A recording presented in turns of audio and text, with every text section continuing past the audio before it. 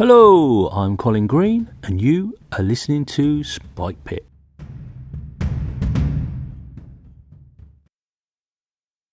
Infravision. I've had a look at BX. I've gone back to hit the books, and Infravision is a heat-sensing sight which allows a character to see 60 feet in the dark. That's that, okay? So that's pretty OSR. Now, if we contrast that to 5e, we've got Darkvision, as it is now called. Accustomed to life underground, you have superior vision in dark and dim conditions. You can see in dim light within 60 feet of you as if it were bright light, and in darkness as if it were dim light. You can't discern colour in darkness, only shades of grey. Darkvision, Infravision, call it what you will. OSR, Infravision, we'll go with that. Okay, now I've got a problem. In total darkness, this for me is too powerful. I don't know what else to say. It just causes me grief.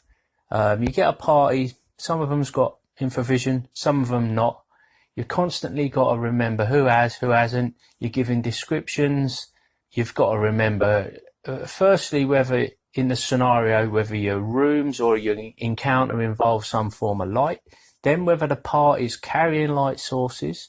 If they're not, perish the thought, they're trying to stumble around in the darkness, hanging on to their pet dwarf or whatever, you've then got to deal with the Infravision people. And then you've got to change all your sort of picture in your head and turn it into either some sort of blurry night sight kind of description, or just shades of grey description. Well, I've about had enough of this, and I'd like to know what other people's thoughts are. If I ran a campaign where I just kind of did away with player characters having demi-humans and Infravision, well, there's going to be a backlash. Not that I'm that fussed, but it seems a little draconian. The other thing I could do is sort of nerf it a little bit. So let's say the Infravision works in low light conditions, but in total darkness, it just ceases to function. And for me, I've got less trouble with that. Another couple of problems. What happens when you've got Infravision and you're suddenly presented with an increase in light? So what happens there? Do you get sort of semi-blinded momentarily? How does this all work? I mean, if you're out in the woods at night and you don't use a torch, you might use, say, like infrared or something like that, a red filter on a light to keep your night vision. I think it takes roughly about a half hour for your eyes to adjust properly. If you keep one eye closed or covered when someone's using an unprotected light source, you can retain your night vision. But if your eyes are open and someone flashes a head torch in your face or something, that's kaput. I mean, it's like dazzling, and for a little while afterwards, you can't see a thing. So why is there none of that going on with it? So that's not cool. I'm not cool with that at all. And the other thing, of course, is darkness is a kind of primordial fear. That's my understanding of it. As kids, a lot of kids, and even getting into adulthood, people are frightened of the dark. If you're stuck hundreds of feet underground and you run out of light, good luck to you, because that's going to be bad news.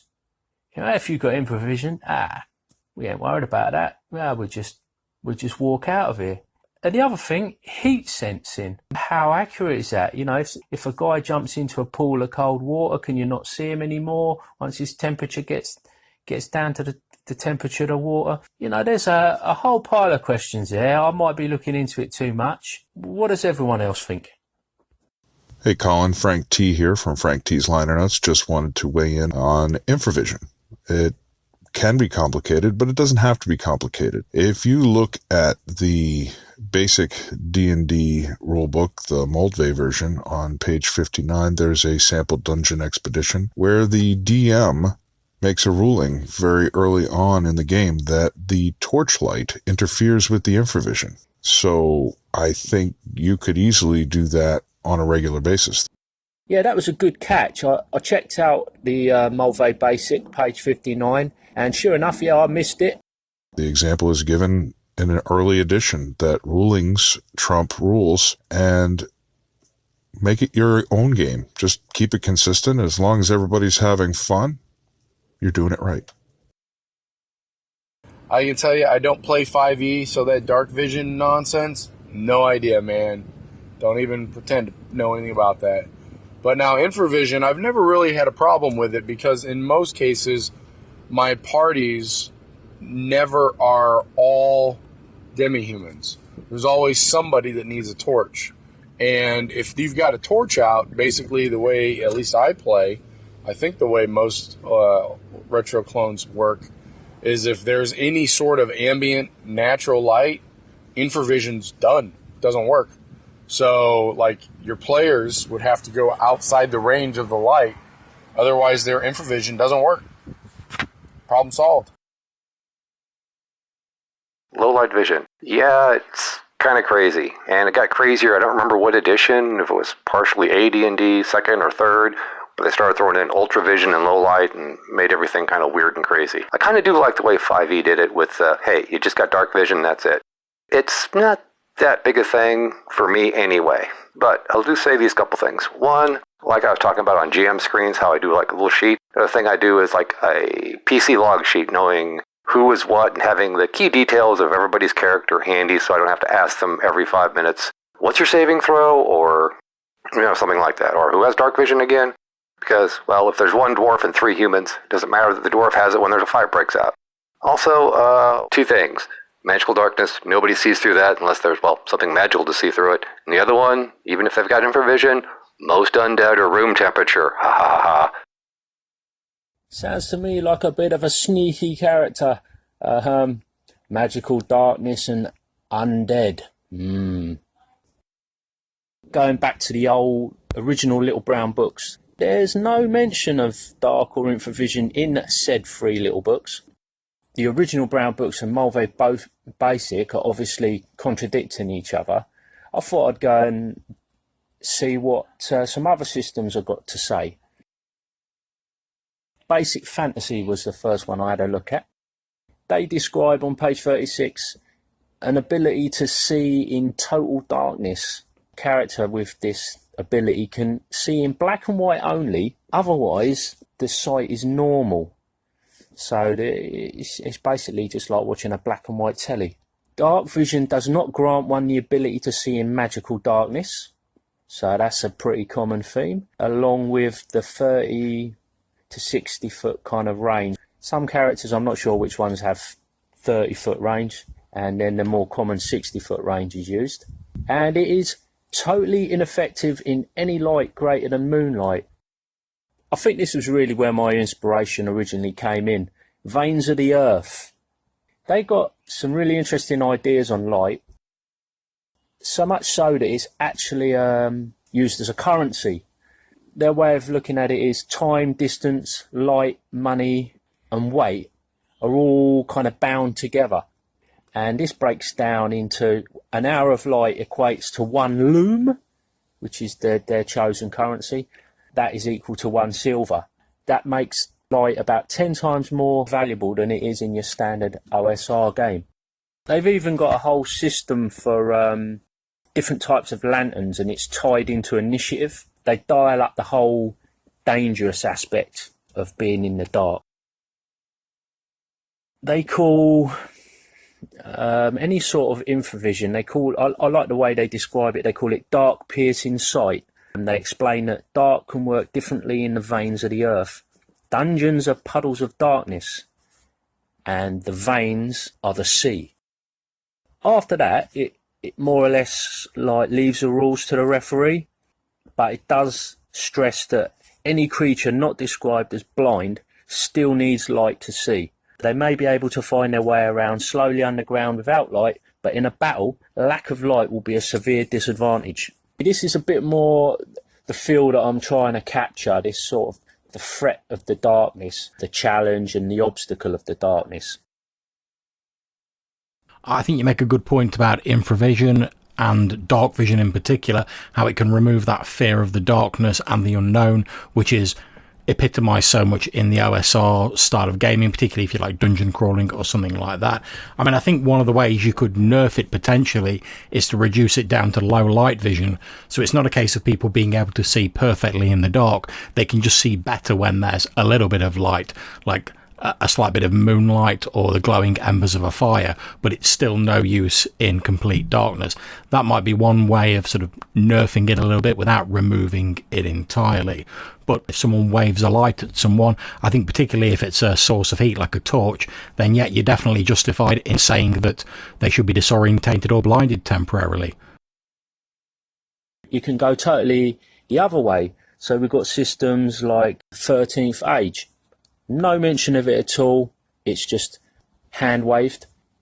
The spirit of those rules would seem to suggest, you know, if you want to have something like that, you just make a ruling on it, chuck it in. And that's similar with a few other sets I looked at. This Swords and Wizardry Light doesn't engage with infravision as far as I can tell. DCC, that basically just refers to some races being able to see in the dark, but doesn't really define what seeing in the dark is. Sharp swords and sinister spells, you don't have demi-humans, and any of them systems without demi-humans, they kind of, you know, they've sidestepped the whole issue, really. I haven't looked at how those systems work with monsters, to be fair. I'm just kind of approaching it in a PC angle. What I'm saying is, you've got the whole range, as per usual, of different ideas, and some of them are obviously very contradictory. So in the tradition of OSRs, I'm going to be looking to make a ruling on this one, and I think I'm going to go with kind of a low light vision idea, not really to be confused with the Dungeons and Dragons, or is it 3 or 3.5 definition of low light vision. Hey, just a couple further thoughts. Having just looked at this in BX, it basically says every creature that is listed as a monster has infravision. So, which it describes as being able to see shades of gray that are determined that reflect body heat. So, if you're going to go with something that is simply low light, for the PCs that might work, but for the monsters that won't work, because think about the monsters that are living deep in a dungeon. They're not going to have any light whatsoever unless they themselves are carrying some sort of light. So you could kind of be crippling the monsters if you do away with it completely, which I don't think you're doing, but because you're focusing more on the heroes or the party. But I just wanted to mention that. What I want to try and create is that idea that they've got some sort of like cat or nocturnal animals type of vision. I'm going to do a little bit of research on Google, look into those creatures and the biology behind it all, just because that sort of thing interests me. I know it's a fantasy game and everything, but if I can get a little bit of a scientific background on things, it just helps me kind of get a handle, and it helps me understand the logic behind my decisions. Hey Colin, this is Jason from Random Screed. Hey man, I've been trying to catch up on Anchorcasts and I am way behind. I think I created some sort of monster with all the people that are jumping in and getting involved and talking about stuff, so that's fantastic actually, and I'm glad that you're a part of it. Also, I got to infravision, and I think most of the guys who called in on the couple episodes covered it pretty well. My advice, it's your game, do it your way, man. However you feel happy. Yeah, let torchlight affect it. You know, you can actually blind them once in a while with bright light. You can do fun stuff like that, and if you actually make it take a half hour, man, that's huge. You're talking 3 turns. So keep it going, Colin. Good to talk to you. Later. I fell into a spike pit. Oh yeah, a spike pit. Wood has spikes in it.